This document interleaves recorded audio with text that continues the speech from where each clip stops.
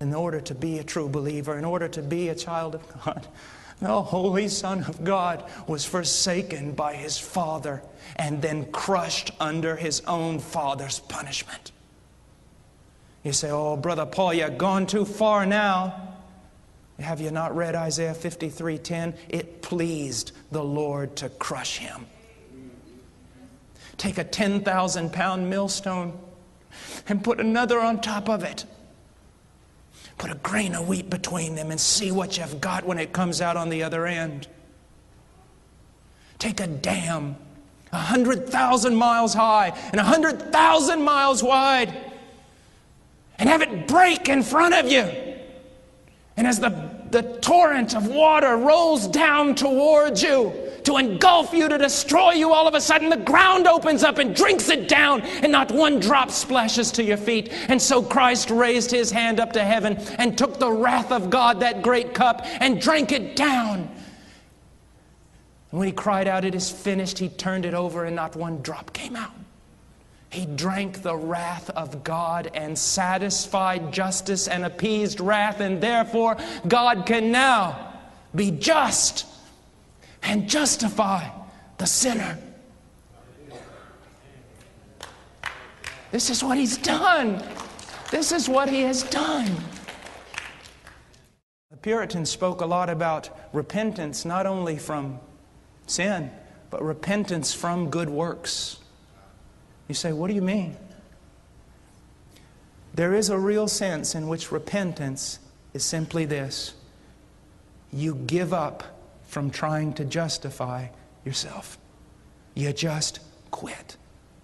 You see that every one of your most righteous deeds is better than filthy rags, and you detest them, and you throw them to the floor, and you stand there before God and say, unless you move on my behalf, I am damned.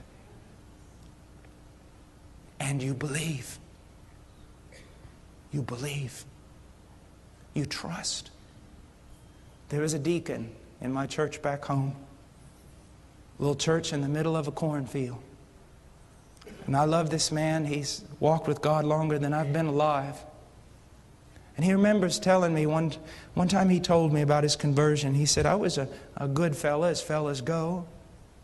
He said, but the preacher said something that morning and it stirred my heart, and I thought, what does it mean to believe? What does it mean to believe? He went up in his hayloft and he was just walking around. And he said he found himself finally with his toes hanging over the edge of the loft, just kind of standing there. He said, all of a sudden it just dawned on me. And this is what he said: Lord, I am going to trust, place my confidence exclusively, only in what your Son has done for me. And if that very thing, if what He has done for me is not strong enough to save me, then I will go to hell, because I will not trust in another thing. Right now, if this preacher died, he would go to heaven.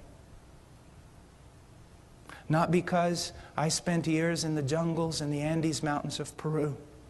Not because of piety, devotion, or Bible study. Not because of denominational affiliation, baptism, or participation in the Lord's Supper.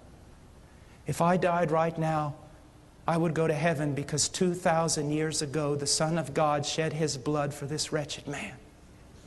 And that is my hope. And I expect